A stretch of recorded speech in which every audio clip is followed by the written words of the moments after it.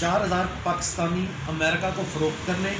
75,000 پاکستانی دہشت گردی کی جنگ میں جھونکنے، 4,000 سے زائد قبائلی شہری ڈرون حملوں میں شہید کروانے اور پاکستانی معیشت پر 150 ارب ڈالر کا نقصان کروانے اور 2 دفعہ آئین معطل کرنے کے الزامات اس وقت جن کا سامنا جنرل ریٹائرڈ پرویز مشرف کو تھا، اور آئین توڑنے کے الزام میں سیکشن 6 کے تحت ان کی جو ہے وہ سماعت خصوصی عدالت میں ہو رہی تھی۔ اس خصوصی عدالت نے جنرل ریٹائرڈ پرویز مشرف کو سزائے موت کا فیصلہ سنا دیا۔ اس وقت اپنے ملکی حلقوں میں سب سے زیادہ گردش کرنے والی خبر آپ ناظرین کو یہ بتاتا چلوں کہ یہ خصوصی عدالت سب سے پہلے فیصلر، جاوید علی اور طاہرہ صفدر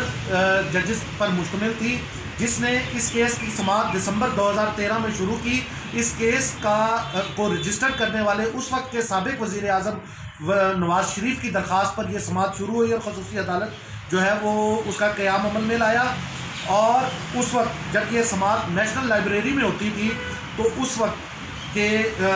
وکیل جنرل ریٹائرڈ پرویز مشرف صاحب کے وکیل جو اس وقت وزیر قانون ہیں ملک کے، فروغ نسیم نے ان کو ملک سے باہر جانے کی اجازت دلوائی۔ اس وقت نیشنل لائبریری میں ہی ان کے اوپر فرد جرم عائد ہوئی۔ یہ 2 دفعہ جو ہے وہ اس خصوصی عدالت کے سامنے پیش ہوئے۔ اس کے بعد متعدد دفعہ ان کو بلانے کی کوشش کی گئی جو سودگر نہ ہوئی، اور اس وقت کی عدالت بھی ان پر شدید نالا دی۔ آج جسٹس وقار احمد سیٹھ، جسٹس نظر اکبر اور جسٹس شاہد کریم پر مشتمل عدالت نے ان کو سزائے موت کا فیصلہ سنایا۔ آپ کو ناظرین کو یہ یاد رہے کہ وکلاء پرویز مشرف کے وکلاء کافی دفعہ تبدیل ہوئے، اور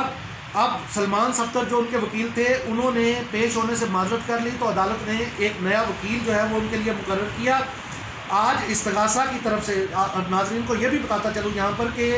شروع میں گورنمنٹ کی طرف سے اکرم شیخ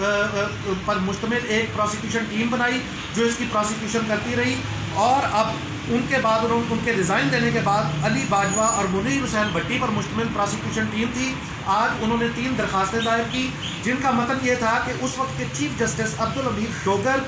اس وقت کے وزیر اعظم شوکت عزیز اور زاہد حامد کو بھی اس مقدمے میں شامل کیا جائے، اور ان پر فرد جرم میں ترمیم کرتے ہوئے ان پر بھی جو ہے وہ فرد جرم عائد کی جائے۔ لیکن عدالت نے ان کے موقف کو رد کر دیا، کیونکہ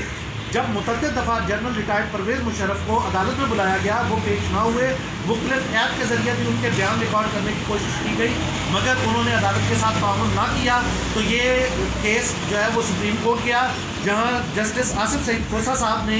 یہ ریمارکس دیے کہ یہ فیصلہ دیا کہ انہوں نے جو ہے وہ اپنا حق دفاع کھو دیا ہے، وہ اب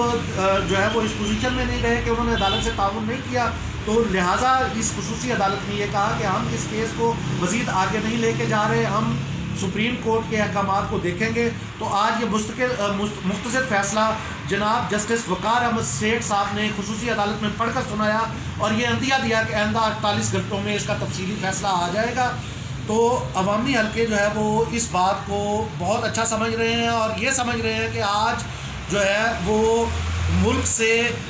مارشل لا کا جو ہے وہ عدالت نے